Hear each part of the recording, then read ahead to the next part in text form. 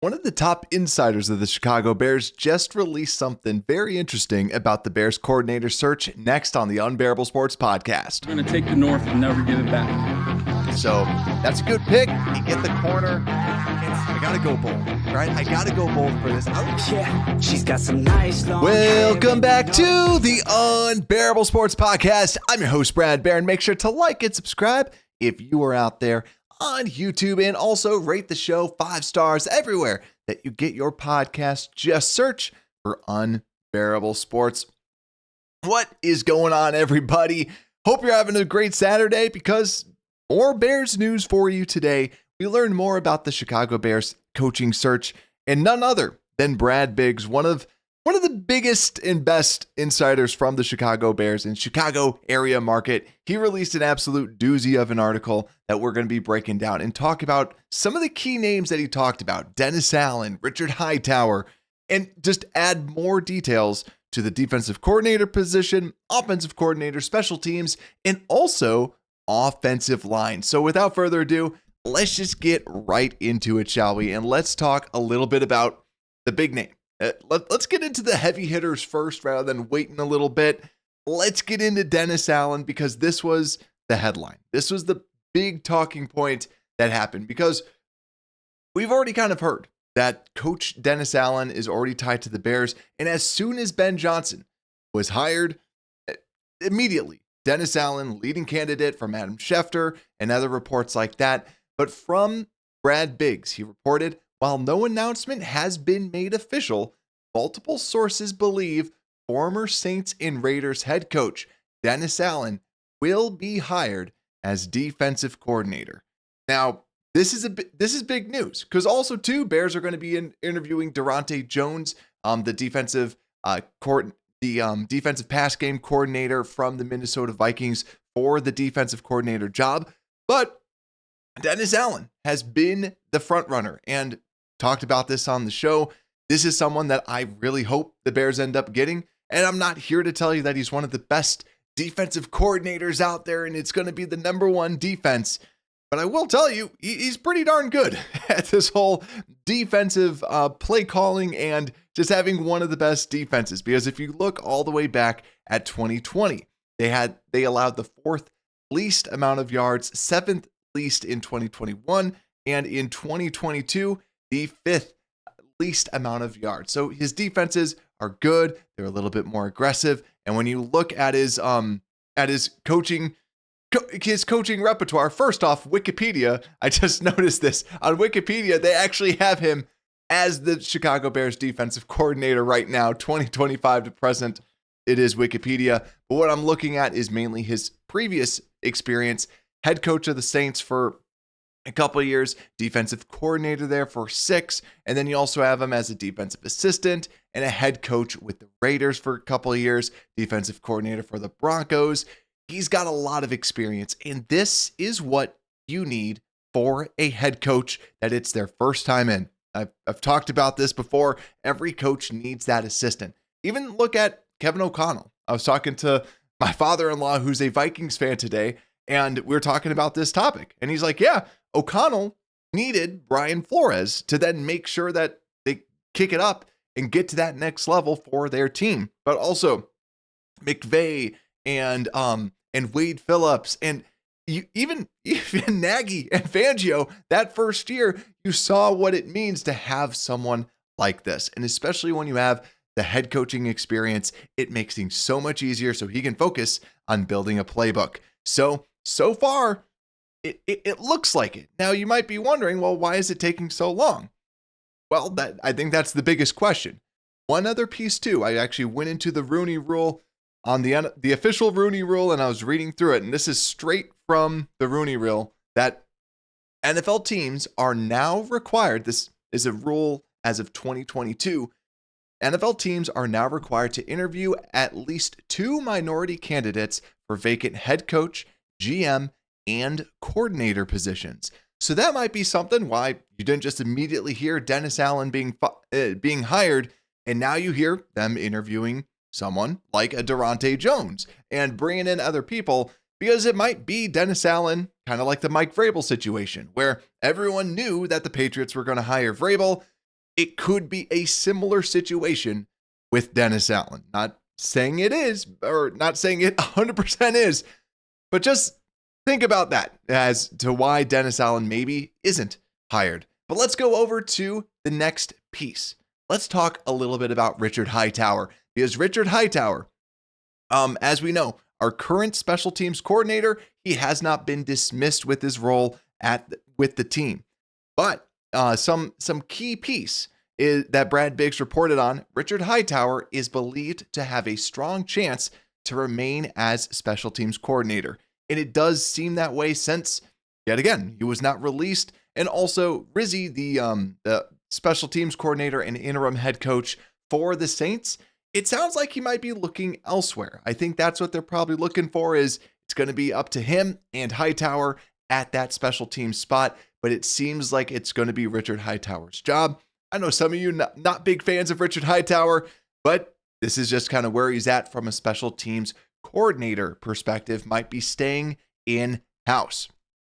And next, Dan Roushar.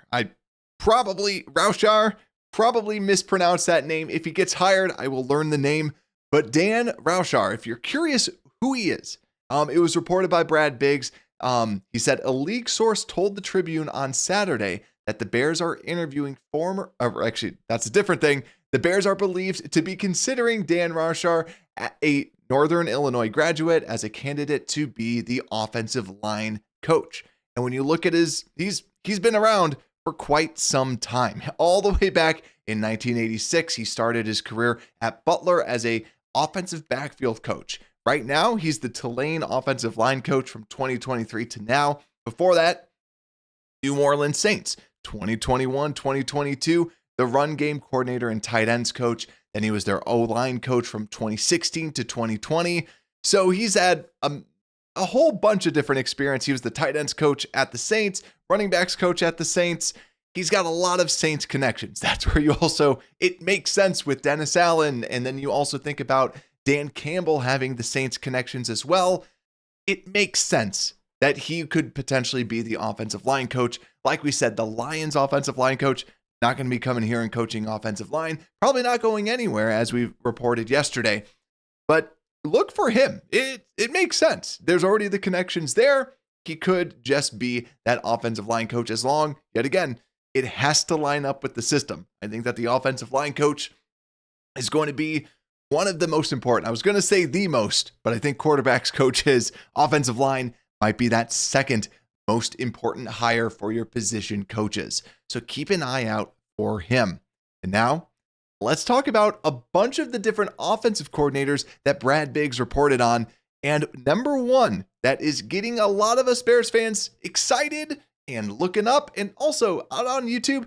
Let me know what you think of these offensive coordinators, because I am curious to see what people's thoughts are. And personally for me, this is one of my favorites, and that's David Shaw, someone that the Bears interviewed for the head coaching position, former Stanford Cardinals head coach. And when you look at it, he had a lot of winning till the very end, hence the reason why he's not there anymore. He went 3-9 and 3-9 in 2021 and 2022. But before that, you had some pretty good records when he started out at Stanford: 11-2, 12-2, 11-3, 8-5, 12-2, 10-3, 9-5, 9-4, and then that's when it dipped: 4-8, 4-2, 3-9, 3-9. Lots of good experience, and to have him as that offensive coordinator, I think you need more so that leader of men, the cliche leader of men, because it's going to be Ben Johnson's offense. I really like the idea of bringing in someone with all this sort of experience out there too. More experience that he also has if you go throughout his career. So at Stanford, he was also an offensive coordinator before getting promoted. So multiple years of offensive coordinator experience. Was also the Baltimore Ravens wide receivers coach, quarterbacks coach, Raiders quarterbacks coach, offensive quality control coach, tight ends coach. He's done it. He's done so many different roles. This to me is my favorite. I like him so far just because of, yet again, someone with a lot of experience that can come in, and former head coach that can assist Ben Johnson in his first time being a head coach. We'll go through some of the other candidates as well. But also, like they said, A league source told the Tribune on Saturday that the Bears are interviewing David Shaw for the offensive coordinator position. But let's continue going through here with someone who we talked about, I believe it was yesterday or 2 days ago. That's Declan Doyle. This guy up here. He doesn't even have a Wikipedia page. I like Wikipedia for just like the coaching resume because they kind of put it together in a nice format. I had to find it. 2 years as the tight ends coach for the Denver Broncos, then 4 years as an offensive assistant coach. Where, you may ask? The New Orleans Saints. Again, all these New Orleans Saints connections, bringing them all over to the Chicago Bears. Now, like I said, he very young. I should have looked at his age. Very young guy, not a lot of experience out there, but he is someone that the Bears are bringing up potentially or interviewing for that offensive coordinator position. Sounds like kind of a little sought after, but still with some of these coordinator positions, a little bit, he's less experienced. David Shaw, like as much experience as you could possibly get. Let's move on to the next one, which I thought was very interesting. And this is Bo Hardegree, the quarterback's coach for the Tennessee Titans, but also was the quarterback's coach and interim offensive coordinator for the Raiders the year before that, was the quarterback's coach for the Raiders in 2022, offensive assistant for the Patriots in 2021, the Jets offensive assistant 2019 to 2020, and then quarterback's coach for Miami for 16 to 18, and also was a Bears offensive assistant in 2015. Now, something that stands out here, as it even goes before that as well, quality control coach for Broncos for a year. The thing that jumps out is, why were you at every single job for just a single year? Like, was it just bad timing and you kind of just went to one job, then everybody else got fired and you went to another job and to another job? That's what gets me really scared, because when I see he only had, 2 stops that had multiple years at where he was at before, like in the NFL, he only had 2 jobs that lasted multiple years. Everything else, 1-year gigs. That's something that does kind of, it's a little scary a little bit, but the reason why the Bears are going to be bringing him in, first off, he's only 40 years old and was an offensive assistant for the Bears in 2015 on John Fox's staff, like we were kind of talking about, and was a quarterback's coach for the Dolphins in 2016 to 2018, where he worked with Ben Johnson. So there's at least a connection that is there. Quarterback's coach kind of understands Ben Johnson. So that's the reason for bringing him in. So if they do end up hiring him, I like it that at least Ben Johnson knows who this person is. I am a little bit nervous about these whole 1-year stints. It's just a little weird. Some people do that, but yeah, his is a little bit more abundant than a lot of the other people that we're seeing out there. And the last person to bring up is Israel Woolfork. He is the quarterback's coach for the Arizona Cardinals. He's only 35 years old, and when you look at his career, it's a little different than a lot of others. There's positions I've never even heard of. So way back in 2013, was a graduate assistant for 2 years for Miami of Ohio. Then was the running backs coach for a couple of years. Then was the wide receivers coach for 3 years. So good range of experience right there. Then went over to the Cleveland Browns in 2021 as a Bill Walsh NFL Diversity Coaching Fellowship hire.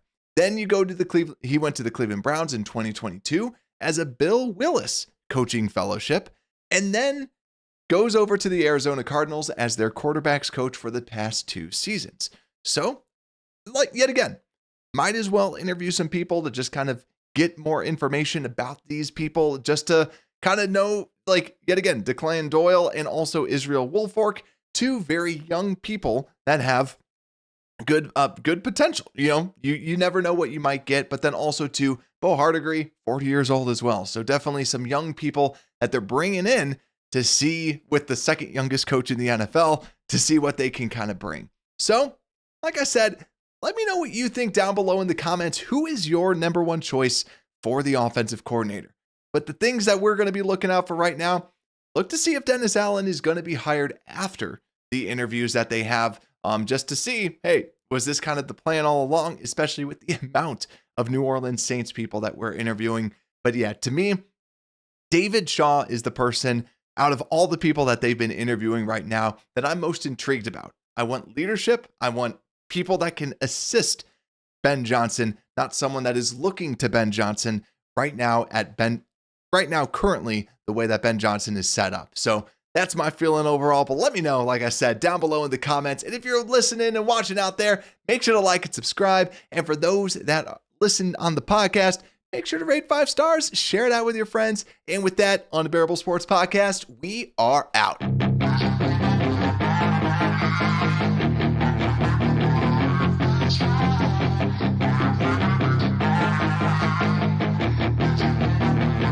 Yeah, she's got some nice long hair, and you know that she's a bride.